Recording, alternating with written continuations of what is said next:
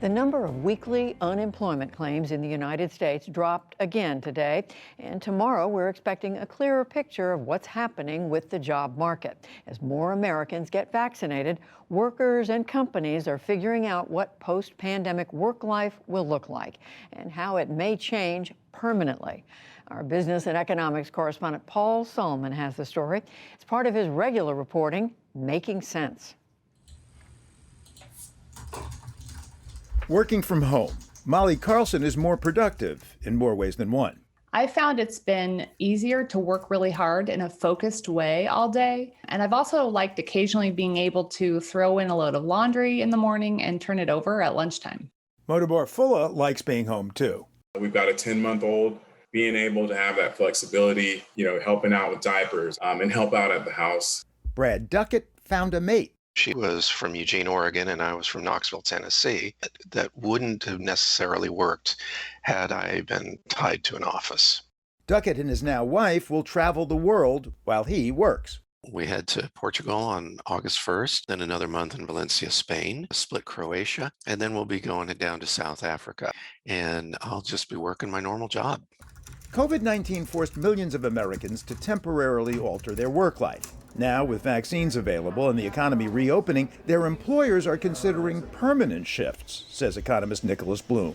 It's taken basically a global pandemic to generate what's really a revolution in the way we work. And I think 20, 30 years from now, we'll be looking back at this and saying, well, there was one small silver lining in the pandemic, which is it completely changed working patterns for, roughly half of all Americans.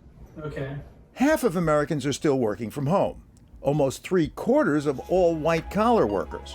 What do they want long-term? Welcome to Remotopia. Desmond Dickerson, who's worked remotely for years, does research for Microsoft. There's a lot of people that are saying they want the flexibility, but they also want in person. So that's why hybrid is emerging as an essential way of doing business going forward. Sure enough, a survey by law firm Littler Mendelson found more than half of employers planning to offer a mix, remote and in person. Because work at home has been more productive, says lawyer Devjani Mishra. Over the past 16 months, we've really had this extended experiment, this proof of concept to see, well, does this work? And many employers who never would have considered it before are finding that it does. And so Ford Motor Company, for instance, where maybe a few hundred worked from home before, will let 32,000 of its 86,000 employees choose to work in person or remotely with flexible hours, permanently. Why not before? The cultural belief was by and large, if I can't see you, you're not working. Jennifer Kolstad oversees the design of Ford's physical spaces. In a moment, that vanished. We realized, if I can't see you, you are working. In fact, you're working very hard. While taking care of tasks that make you a happier employee. Picking up our kids from school, which is something that I've done for the first time ever in my career. And that's become a priority that I don't want to give up now. I've adjusted my days so that I'll keep doing that, I hope forever. But that doesn't mean that I'm any less productive. It just means that my workday is different. Another perk for those working remotely, comfort. As I revealed inadvertently when I stood to show Kolstad something in my backdrop. This is the best part of COVID. Well, not for those caught in their tennis shorts, but work from home has become so popular, firms are now using it to entice workers, says Dickerson. Those startups are competing for the top talent all over the country now, and at times even outside of the country. So if you have an archaic way of working where everyone has to be face-to-face in the office 9-10 hours more per day, there might be folks that say, I'd rather work from home, or I'd rather not be fighting commutes and traffic 5 times a week. As a result, companies like Twitter, which offered a permanent remote option last year, are telling Nick Bloom they can now hire more diversely. We can have employees right across the country, and in fact, some of them international. And we can reach groups of folks that would never, in large numbers be in Silicon Valley. Like workers in minority communities outside of traditional tech hubs, says Microsoft's Dickerson. These are places that over-index in white populations, whereas the South has a lot more of a diverse population. Xiaoyin Chu's virtual event startup took off during the pandemic. So we got a lot of traction almost immediately, and that also means we had to hire remotely almost immediately. Chu now has 20 plus employees all over the world, helping her create online meetings. You used to know like who's the boss's favorite. It's not super obvious because they don't grab drink together. It's not obvious. So to some degree, it's better because the employees kind of, they're having like an even playing ground. On the other hand, virtual work amplifies some differences. The introverts seem to have somewhat of a challenge because they don't really do the small talk in the meeting. Right. They don't necessarily have the one-on-one in a casual way. For workers, there are also the familiar frustrations of working from home, burnout.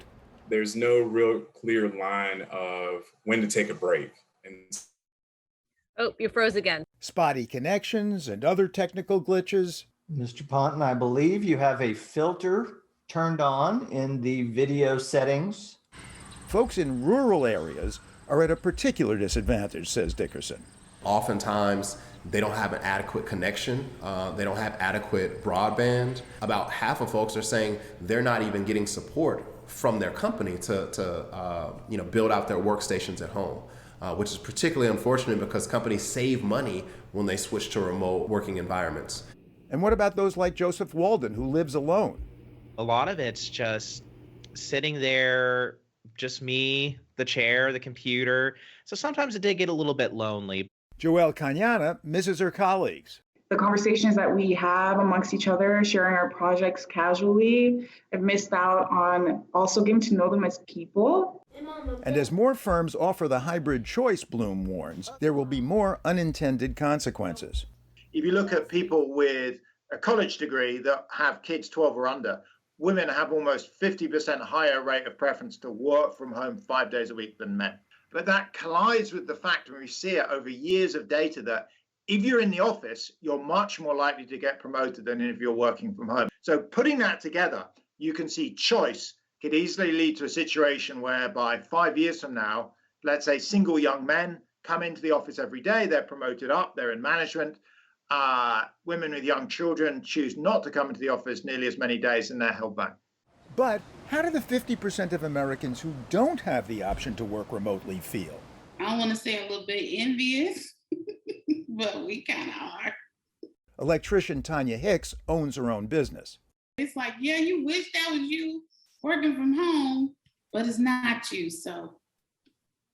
Home care provider and union member Hillary Rothrock agrees. Those who have to leave their homes, who are not able to stay home and work, should be compensated as such. And I do believe that it's something we should look at, such as a shift differential, hazard pay. There should be an increase in the worker's wage. And they should feel empowered as never before, argues Dickerson. Right now, they do have leverage after everything that's happened in the past year to really push back on the way that they are compensated, the way that they're treated in the workplace, the benefits they're looking for. Everything related to their work is up for negotiation. One more way that COVID-19 is transforming work. For the PBS NewsHour, I'm Paul Salman. Great story. And now we know Paul Salman sometimes interviews people wearing his tennis shorts. Thank you, Paul.